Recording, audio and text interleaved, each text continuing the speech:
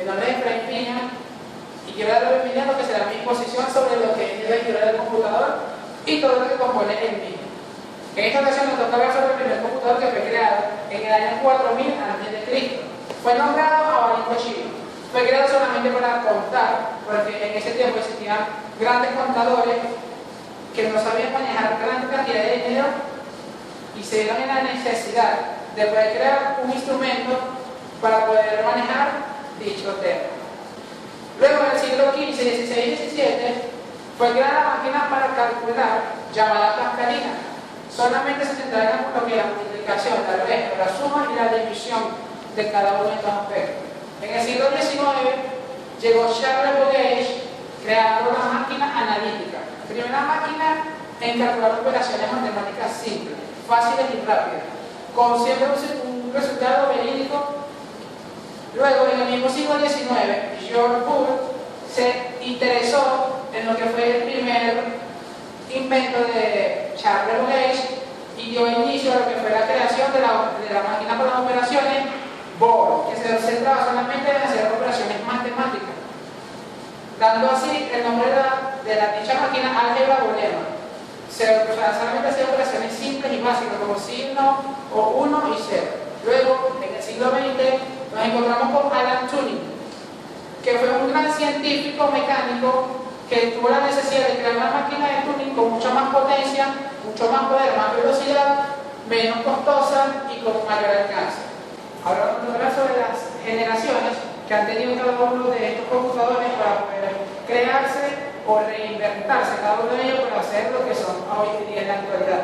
La primera generación data del año 1940 hasta el año 1952.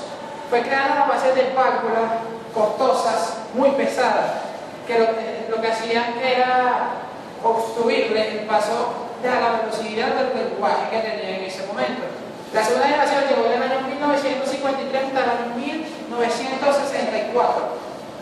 Su consumo energético era menor, era mucho más rápida, menos costosa de lo que en ese momento se veía, puesto que por culpa de la guerra no tenían gran poder económico en ese momento.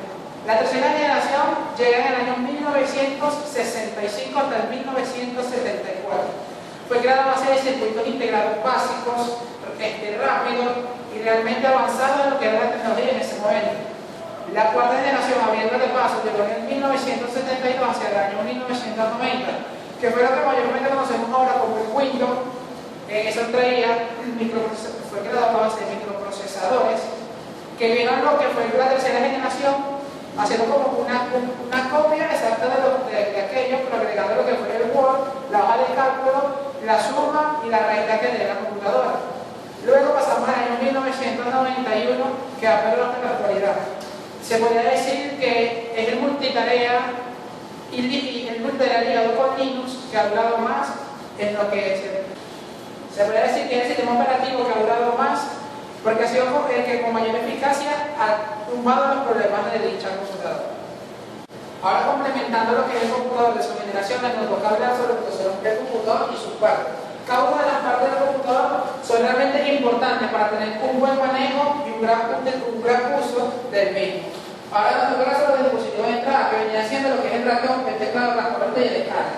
El ratón es un dispositivo magnético que es utilizado para señalar y seleccionar. Luego vemos el teclado. El teclado es una barra electromagnética que es utilizada para poder escribir. Ahora nos toca las corrientes, que son objetos eléctricos que se utilizan para producir un sonido. El escáner es un dispositivo que se encarga del estudio del texto avanzado y analizando el mismo. Ahora tenemos los dispositivos de salidas. En eso encontramos lo que es la pantalla, que es aquel dispositivo que se encarga de mostrar la información que tiene el mismo. Luego viene el monitor. Es un dispositivo que se encarga de todo lo que es la parte central de la vista del computador. Ahora vemos la unidad de disco. La unidad de disco se podría decir que es un dispositivo de entrada y de salida, puesto que a través de ella puedes sacar información o meterla a través de un disco. Ahora esto nos lleva a lo que es sobre las partes del computador, hablando del hardware. El hardware son todas aquellas partes electrónicas, mecánicas y electromecánicas que tiene un computador. Esta venía siendo la tarjeta madre, la tarjeta de memoria, el CD-ROM y la tarjeta ROM. El software son todas aquellas partes electrónicas que tiene el computador, que es lo que hace viable el funcionamiento del mismo. Sin el software, el computador no puede funcionar de una manera fácil. Ahora nos vamos a los sistemas operativos de servicio. Estos sistemas operativos de servicio se dirigen en tres renglones.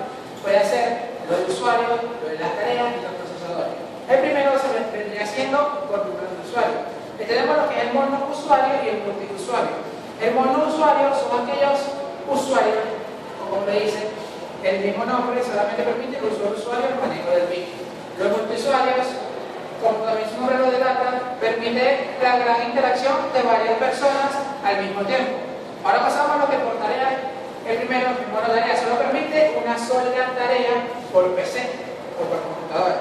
El multitarea permite realizar distintos labores a pesar de tener una sola computadora, pero tiene un rango elevado de memoria y puede hacer el mismo. Ahora pasamos por el número de procesadores. El uniproceso y el multiproceso. En el uniproceso solo se puede manejar solamente un proceso por computadora.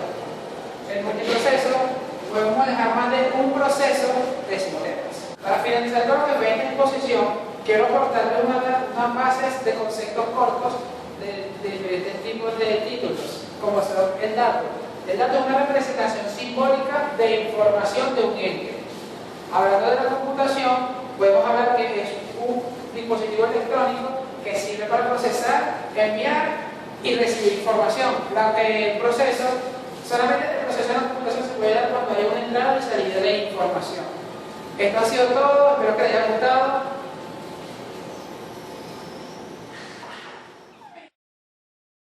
Para así poder evolucionar de una forma...